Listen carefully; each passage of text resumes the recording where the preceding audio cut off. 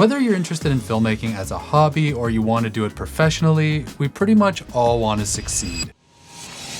What success looks like is going to be different for all of us, but whatever your goals are, I think we can all agree it's frustrating to fall short. But over the years of working in the industry and coaching a ton of filmmakers through one-on-one calls and my documentary cinematography course, I've realized that for a lot of people out there, success isn't coming nearly as quickly as it could. And I found that what separates those few who rise to the top from those who never seem to get anywhere really just boils down to two simple things. And if you apply them over time, you'll be doing more than 90% of the filmmakers out there.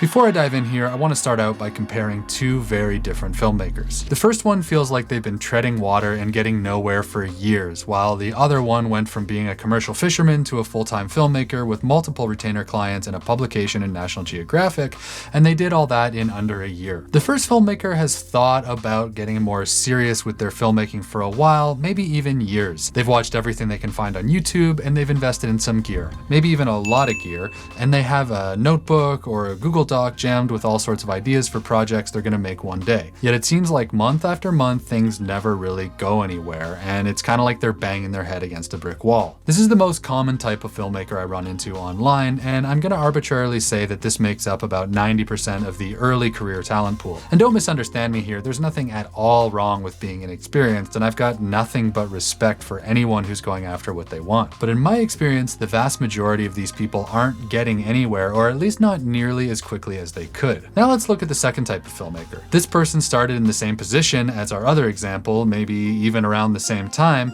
but somehow they just seem to have shot up out of nowhere to find success way faster than makes sense. Like somehow over the course of a year, they've been able to quit their day job, get their work into a publication of their dreams like Nat Geo, and they're booking $10,000 gigs. But unlike the first filmmaker who I just made up based on my experiences working with lots of frustrated people out there, the second example is a real person, my mentorship student from last year, Dwee. When Dwee and I met, he was working as a commercial fisherman and had barely made any money at all through filmmaking. But by the end of the year, he'd gotten his work into National Geographic, like I said. He'd booked a ton of well-paying jobs, both one-offs and retainer clients, and was working so much he's able to rent an office for his brand new production company. I mean, I don't even have an office. You're a disgrace. I'm not saying any of this to take credit for Dwee's success because seriously, he did all of this on his own. He wasn't born with some crazy once-in-a-generation talent, and he didn't have a trust fund to support him. He was essentially just a normal guy with a dream and a good eye. So what did he do? What was that secret?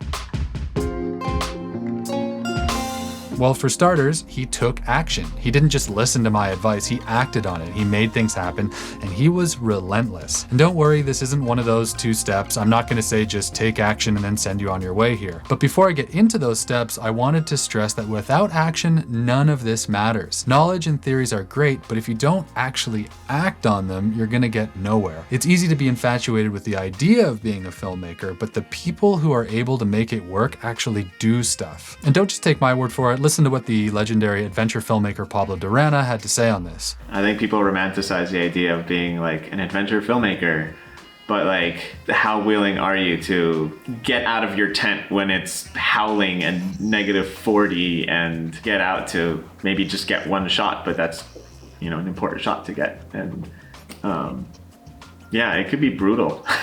I totally agree with Pablo here. The filmmakers who stand out don't live in the world of hypotheticals. They absorb the ideas, yes, they get inspired by them, sure, but then they act on them. Without that, none of this stuff will work, and I can't say it any more strongly than that. One of the only things I know about that will work without much effort is saving 70% on royalty-free music through this video's sponsor, Audio. Nailed that plug, but more on them later.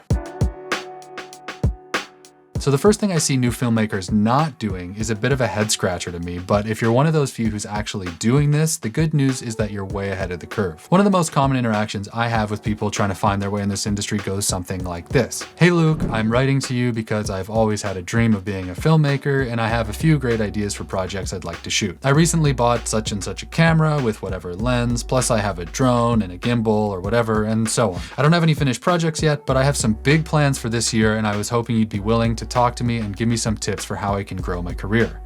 Can anyone see the problem here? Now, my issue isn't with people reaching out to me, and I'm always happy to hear from people who have filmmaking dreams, so it's not like I'm complaining about the initiative that these filmmakers show when they send that email. We all need mentors and we all need help along the way. God knows I've had a ton of it myself over the years. But the issue is that they haven't even tried to do it on their own, and they're essentially asking someone else to do it for them.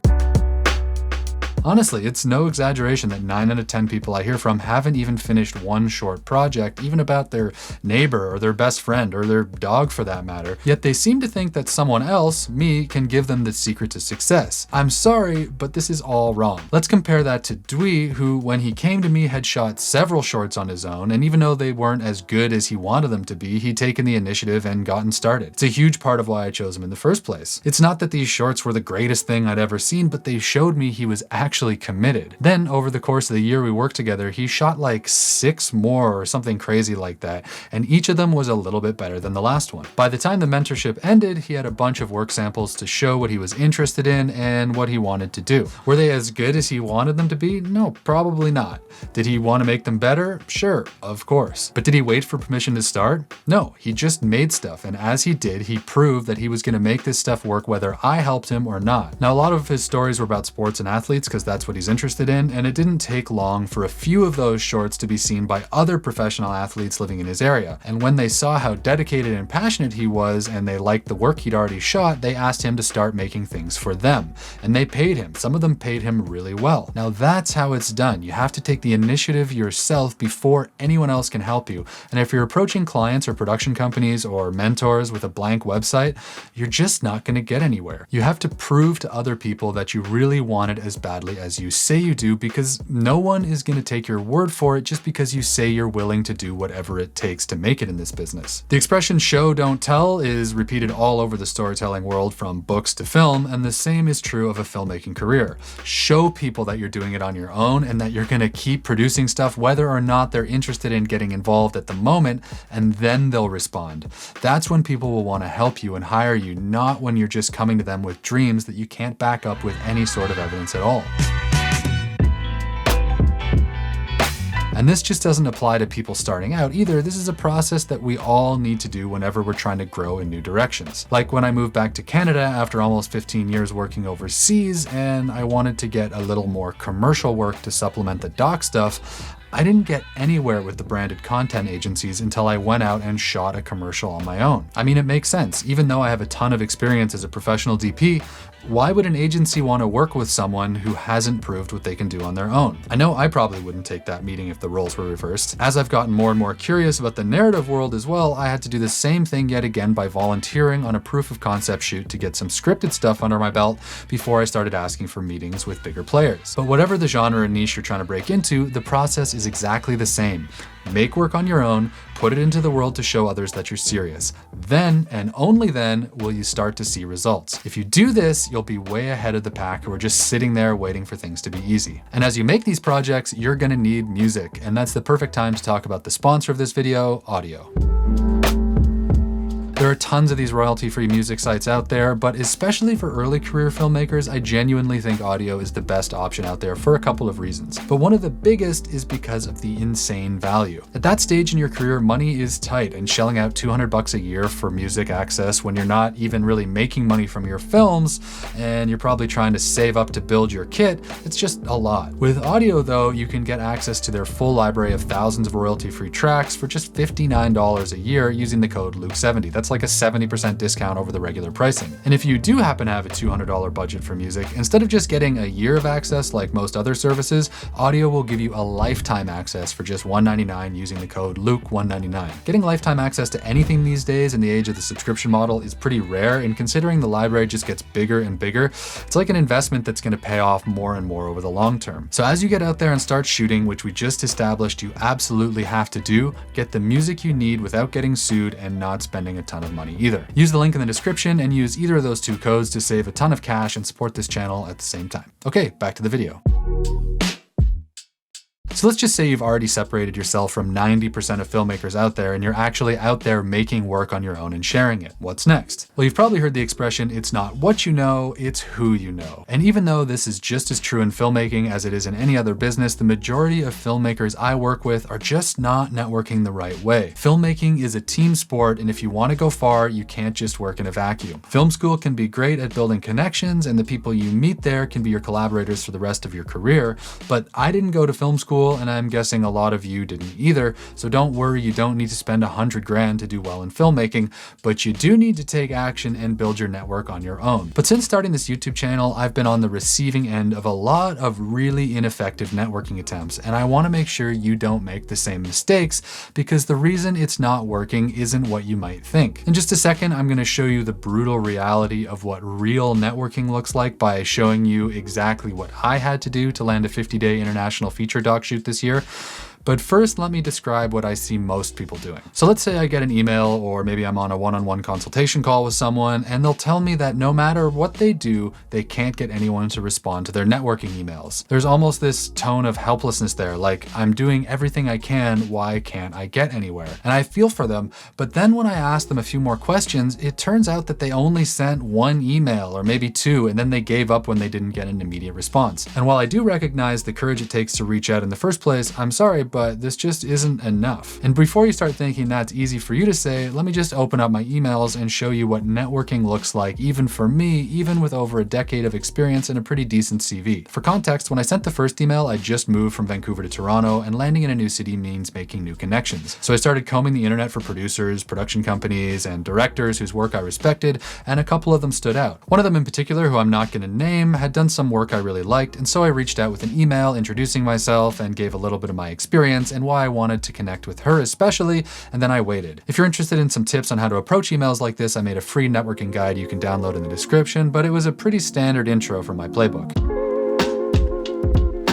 Eventually, I got an equally standard response back from her saying that she was glad to meet me, but she was traveling and would have to get back to me later. So essentially a brush off, a polite brush off, but still trying to get rid of me. Now at this point you might think, well, I tried, and then move on, maybe a little bit more depressed than before at the idea that no one is interested in your work. This is a mistake, and it's why you're not getting anywhere. And honestly, I think she was trying to brush me off and hope that I would go away, but unfortunately for her, that's not my style. Instead, I made a note on my calendar to follow up exactly when she said she'd be free again, and that's what I did 2 months later. Now, flash forward 10 days after that, I got another brush off. I'm at capacity right now, and let's circle back in a month. So I made another calendar note, waited a month, and reached out again. Another 10-day silence, then the same response. I'll circle back to you within the next month. The month came and went, and I didn't hear from her, so I followed up. This time it took her nearly 4 months to get back to me, but this time it was to tell me they were interviewing DPs for a new project, and she asked for a couple more examples of my work, which I sent. 3 weeks after that, she asked me to get on a Zoom call with her and her directing partner where they asked me some questions about my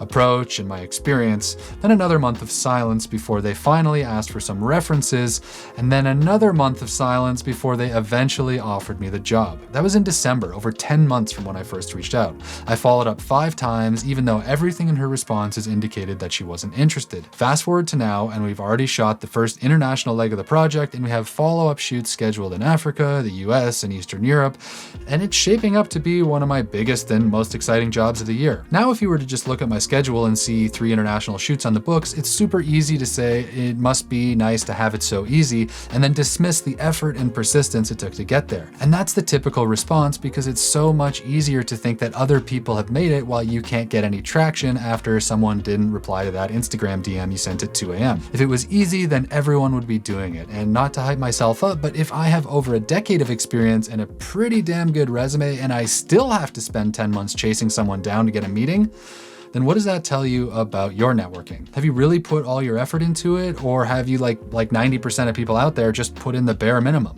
Be honest. Now, there's a fine line between persistence and being annoying, but I think that example is useful because most people are lying to themselves about how hard they're trying. I'm not saying to email 5 times a week, don't call people on their home lines.